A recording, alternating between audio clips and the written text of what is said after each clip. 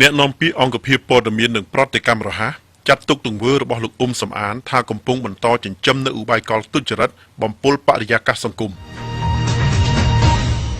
តាមរយៈសេចក្តីបំភ្លឺដែលចេញផ្សាយនៅថ្ងៃទី8 ខែតុលាឆ្នាំ2015នេះអង្គភាពព័ត៌មាននិងប្រតិកម្មរហ័សនៃទីស្តីការគណៈរដ្ឋមន្ត្រីបានបញ្ចេញប្រតិកម្មខ្លាំងៗដោយអះអាងថាក្រោយពីបានឮការផ្ដល់កិច្ចសម្ភាសរបស់អ្នកតំណាងរាស្ត្រគណៈបកសង្គ្រោះជាតិមណ្ឌលសៀមរាបឯកឧត្តមសំអានជាមួយវិទ្យុអាស៊ីសេរីកាលពីយប់ថ្ងៃទី7 ខែតុលាឆ្នាំ2015ដែលបាននឹងកំពុងបន្តចិញ្ចឹមនៅឧបាយកលទុច្ចរិតបំពុលបរិយាកាសអំពីបញ្ហាអធិបតេយ្យជាតិនិងបូរណភាពទឹកដីក្រោយពីរាជរដ្ឋាភិបាលបានបញ្ចប់នឹងការផ្ទៀងផ្ទាត់ផែនទីផ្លូវការនិងស្របច្បាប់របស់ខ្លួនជាមួយនឹងផែនទីដែលបានខ្ចីពីអង្គការសហប្រជាជាតិនិងពីសាធារណរដ្ឋបារាំងរួចមកហើយនោះអ្នកនាំពាក្យអង្គភាពព័ត៌មាននិងប្រតិកម្មរហ័សក៏បានបញ្ជាក់ជាឧឡារិកជូនសាធារណជនជាតិនិងអន្តរជាតិឲ្យបានជ្រាបច្បាស់សារជាថ្មីម្ដងទៀតថាចាប់តាំងពីក្រោយថ្ងៃរំដោះ7 មករាឆ្នាំ1979រហូតមកដល់បច្ចុប្បន្ននេះរដ្ឋាភិបាលអតីតសាធារណរដ្ឋប្រជាមានិតកម្ពុជារដ្ឋាភិបាលនៃអតីតរដ្ឋកម្ពុជាក៏ដូចជារាជរដ្ឋាភិបាលនៃព្រះរាជាណាចក្រកម្ពុជាទី2បាននឹងកំពុងបន្តគោរពនិងអនុវត្តយ៉ាងខ្ជាប់ខ្ជួនឥតងាករេនិងម៉ឺងម៉ាត់តាមគោលការណ៍ខ្សែព្រំដែនមិនកែប្រែជាពិសេសការយកផែនទីបោនខ្នាត1/100,000បោះពុម្ពដោយក្រមភូមិសាស្ត្រឥណ្ឌូចិនដែលធ្វើនៅចន្លោះឆ្នាំ1933 1953ហើយដែលសម្ដេចព្រះនរោត្តមសីហនុព្រះប្រមុខរដ្ឋនៃព្រះរាជាណាចក្រកម្ពុជាធ្លាប់បានមានព្រះរាជបន្ទូលថាបានយកទៅតម្កល់ទុកនៅអង្គការសហប្រជាជាតិនៅឆ្នាំ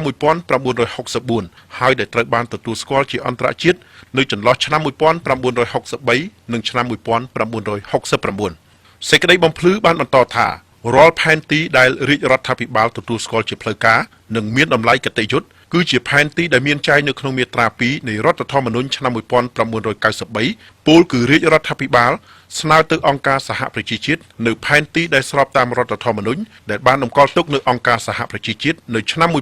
1964មិនមែនផែនទីឆ្នាំ1954ដោយការលើកឡើងរបស់ឯកឧត្តមសំអាននោះទេ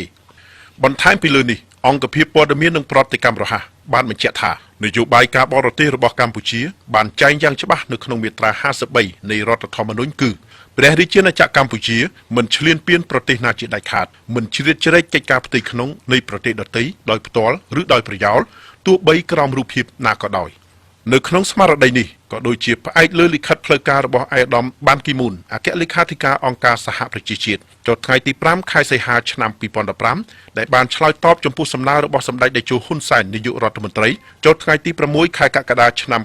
2015មានការបញ្ជាក់យ៉ាងច្បាស់ថាបន្ទាប់ពីបានទទួលលិខិតរបស់សម្ដេចលេខាធិការដ្ឋានអង្គការសហប្រជាជាតិបានស្រាវជ្រាវកំណត់ត្រារបស់ខ្លួនខណៈពេលដែលយើងមិនអាចរកឃើញផែនទីទាំងឡាយដោយបានរៀបរាប់ក្នុងលិខិតរបស់សម្ដេចយើងបានរកឃើញផែនទីមួយចំនួនពីក្នុងកន្លែងផ្ទុកឯកសាររបស់បណ្ណាល័យ Dahamaskuzul របស់អង្គការសហប្រជាជាតិទាំងក្នុងប្រព័ន្ធអេឡិចត្រូនិកនិងច្បាប់ចម្លងបោះពុម្ពរួចដែលមានប្រយោជន៍ចំពោះរាជរដ្ឋាភិបាលដូច្នេះផែនទីចំនួន18ផ្ទាំងខ្នាត1/100,000ដែលបារាំងបានបោះពុម្ពដោយប្រើប្រព័ន្ធ UTM ហើយដែលអង្គការសហប្រជាជាតិបានប្រគល់ជូនគឺជាផែនទីដែលរាជរដ្ឋាភិបាលបានទទួលយកនិងបានធ្វើការផ្ទៀងផ្ទាត់ជាមួយនឹងផែនទីដែលគណៈកម្មាធិការកិច្ចការព្រំដែនកម្ពុជាបានប្រើប្រាស់រហូតមកដល់ពេលនេះហើយម្យ៉ាងវិញទៀត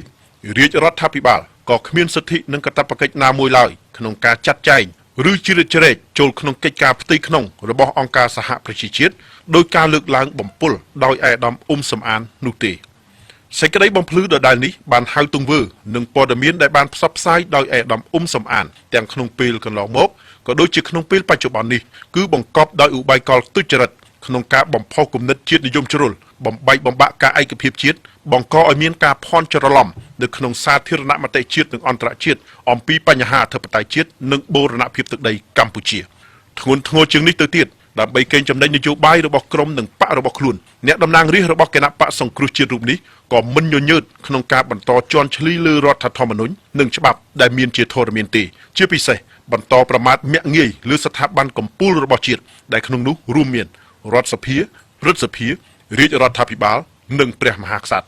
ចំពោះការបន្តឥតឈប់ឈរនៅទង្វើដ៏កក្លឿនរបស់ឯកឧត្តមសំអានក្នុងការញុះញង់បង្កនៅអស្ថិរភាពសង្គមអសន្តិសុខ និងបំបែកបំបាក់ការឯកភាពជាតិតាមរយៈការបំពានច្បាប់យ៉ាងកំរោលនិងជាក់ស្ដែងនេះរាជរដ្ឋាភិបាលមានកាតព្វកិច្ចពិចារណាយ៉ាងម៉ឺងម៉ាត់នៅវិធានការផ្លូវច្បាប់ដើម្បីការពាររដ្ឋធម្មនុញ្ញក៏ដូចជាសេចក្តីសុខក្សេមក្សាន្តរបស់ប្រជាជាតិនិងប្រជាជនកម្ពុជាទាំងមូល